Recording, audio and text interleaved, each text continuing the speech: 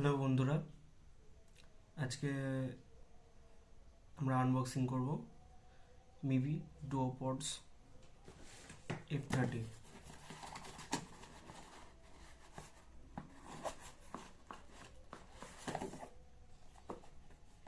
এটার তো চলুন শুরু করা যাক।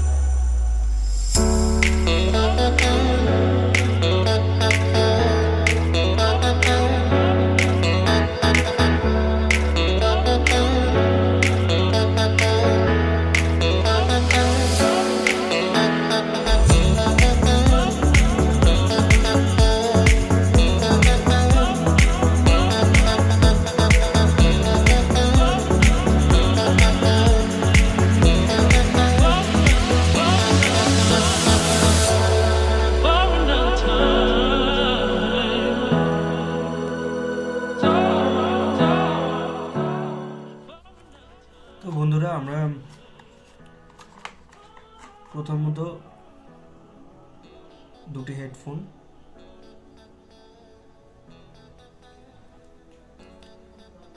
হেডফোনের কেস এবং সাথে পেয়ে যাচ্ছি একটা টাইপ সি চার্জের কেবিল, যেটার কোয়ালিটি মোটামুটি। আর এর সাথে সাথে আমরা পেয়ে যাচ্ছি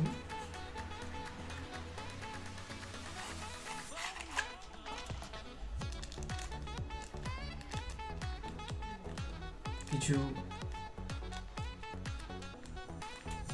কি বলে এটাকে, যাই হোক। তো এবার আসা যাক বিল্ড কোয়ালিটি। এটার বিল্ড কোয়ালিটি বিলো অ্যাভারেজ, খুবই পুয়ার কোয়ালিটি। এটা যদি আপনার হাত থেকে একবার পড়ে যায় মনে হয় না টিকবে। আপনারা দেখতে পাচ্ছেন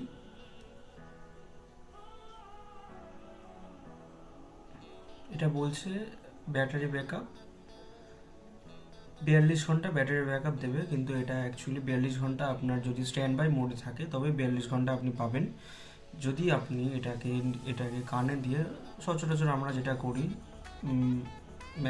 60% টাইম আমরা গান শুনতে ব্যবহার করি, আর মোটামুটি 20 কথা বলতে বা গেম খেলতে। তো এক্ষেত্রে আমরা মিনিমাম 22 থেকে 24 ঘন্টা ব্যাটারি ব্যাকআপ পেয়ে যাব। এবার যদি আপনি হেভি গেমার হন তো আপনি 20 আওয়ার্স মিনিমাম এক্সপেক্ট করতে পারেন। আর যদি আপনি হেভি গেমার বা অতটা কল ইউজ না করেন তবে আপনি মোটামুটি 30 ঘন্টা, যদি শুধু মিউজিক শোনেন তবে আপনি মোটামুটি 30 ঘন্টা ব্যাটারি ব্যাকআপ পাবেন। বিল্ড কোয়ালিটি খুবই খারাপ। তো হেডফোনে যেটা আমার খুবই ভালো লাগলো সেটা হচ্ছে এর বেস এর বেস খুবই সুন্দর, আর সাউন্ড কোয়ালিটি মোটামুটি। যারা বেসটা বেশি প্রেফার করেন তাদের জন্য এটা আইডিয়াল প্রোডাক্ট। আর আরেকটা জিনিস, যেটা যারা ট্রেভেলটা বেশি পছন্দ করেন তাদের জন্য এটা আমি রেকমেন্ড করব না। যারা ট্রেভেলটা বেশি পছন্দ করেন, তো আপনারা একটা ওয়ারেন্টি কার্ডও পেয়ে যাচ্ছেন।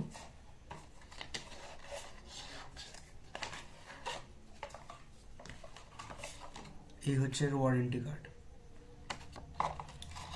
এখানে আপনাকে যেটা দিচ্ছে HD stereo sound, instant pairing, Bluetooth 5.0, ঠিকই আছে, এখন 5.1 চলছে সম্ভবত। আর একটা জিনিস বলে রাখি, এর একটা জিনিস আমার খুবই খারাপ লাগলো, সেটা হচ্ছে টাচ রেসপন্স। এর টাচ লিটেন্সি যেটা হয়, যেটা আমরা টাচ করার পর যে রেসপন্সের টাইমটা, সেটার একটু বেশি এর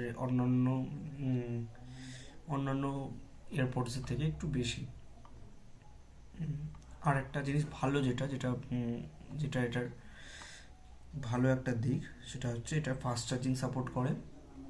কিন্তু বন্ধুরা, আপনারা যদি আপনাদের বাড়িতে যদি 30 ওয়াট, 50 ওয়াট, 65, 66 এরকম যদি হাই ওয়াটের চার্জার থাকে, হাই ওয়াটের চার্জার ব্রিক থাকে, তবে আমি বলবো যে এটাকে আপনারা হাই ওয়াটের চার্জার দিয়ে চার্জ করবেন না। এটা খুব তাড়াতাড়ি ড্যামেজ হয়ে যেতে পারে। আর বাড়িতে যদি আপনাদের 10 থেকে 15 ওয়াট কি ম্যাক্সিমাম 20 ওয়াটের চার্জার থাকে, তবে আপনারা সেই চার্জারের ব্রিক দিয়ে আপনারা এটাকে চার্জ করতে পারেন, অথবা আপনারা পাওয়ার ব্যাংক ইউজ করতে পারেন এটাকে চার্জ করার জন্য। তো বন্ধুরা, এটুকুই ছিল আমার আজকের রিভিউ অ্যান্ড কনক্লুশন। আপনাদের যদি ভিডিওটা ভালো লেগে থাকে, আপনারা অবশ্যই লাইক করবেন, কমেন্ট করবেন এবং একটি সাবস্ক্রাইব করে দেবেন। ভবিষ্যতে এরকম আরও ভিডিও আমরা আনতে চলেছি।